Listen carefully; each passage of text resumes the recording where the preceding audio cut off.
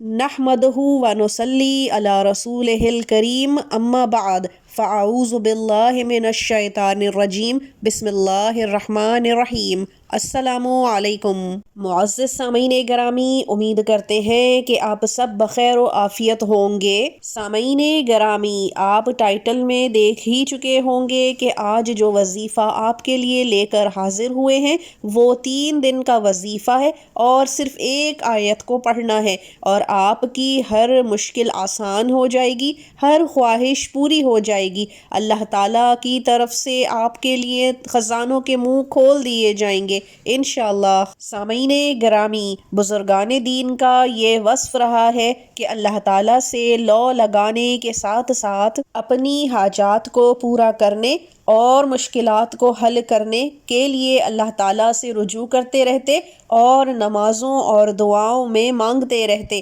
اس سب میں وظائف کا سہارا بھی لیتے، جس میں کسی مخصوص اسم اعظم یا اللہ پاک کا نام، یا پھر کسی خاص دعا، قرآن کی آیت یا پھر قرآن کی سورت کا سہارا لیا جاتا۔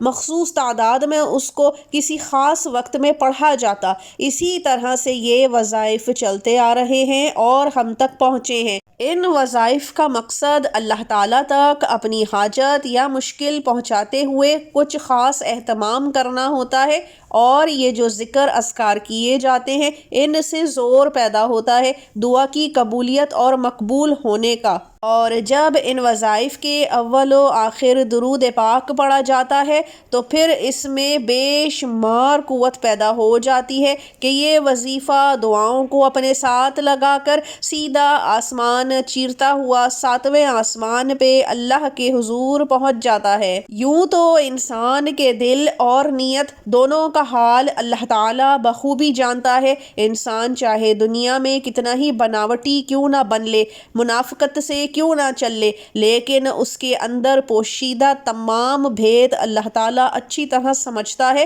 اور اسی طرح سے اسے پھر نوازتا بھی ہے۔ انسان کا کام یہ ہے کہ وہ 5 وقت کی نمازیں ادا کرتا رہے، اپنی نیت کو صاف رکھے، اللہ تعالیٰ کی رضا میں راضی رہے اور وظائف کا سہارا لیتے ہوئے اللہ تعالیٰ سے اپنی حاجات اور مشکل کا حل مانگتا رہے۔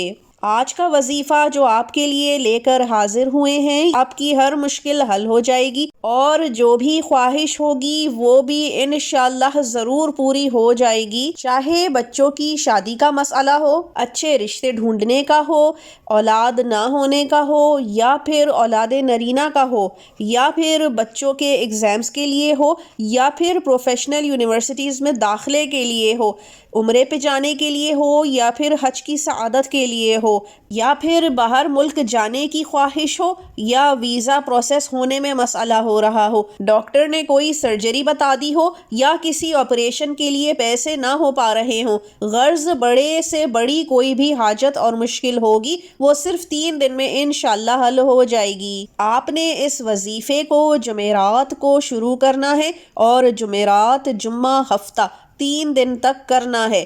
عشاء کی نماز کے بعد یہ وظیفہ کیا جائے گا۔ عشاء کی نماز سے فارغ ہو کر آپ نے 2 رکعت نماز حاجات پڑھنی ہے اور اس کے بعد قبلہ رخ ہو کر بیٹھ جانا ہے۔ اول و آخر 11 مرتبہ درود ابراہیمی پڑھنا ہے اور درمیان میں 1000 مرتبہ بسم اللہ الرحمن الرحیم پڑھ لینا ہے۔ اسی طرح سے آپ نے 3 بار کر لینا ہے۔ 1 مرتبہ یہ پورا عمل کرنے کے بعد دوبارہ آپ نے 2 رکعت نماز حاجات پڑھنا ہے، پھر اول و آخر 11 مرتبہ درود ابراہیمی پڑھنا ہے اور درمیان میں 1000 مرتبہ بسم اللہ الرحمن الرحیم پڑھ لینا ہے۔ جب دوسری بار بھی یہ وظیفہ اسی طرح پڑھ لیں تو پھر تیسری مرتبہ پھر 2 رکعت نماز حاجات پڑھنی ہے، پھر اول و آخر 11 مرتبہ درود ابراہیمی پڑھنا ہے، پھر 1000 مرتبہ بسم اللہ الرحمن الرحیم پڑھ پڑھ لینا ہے۔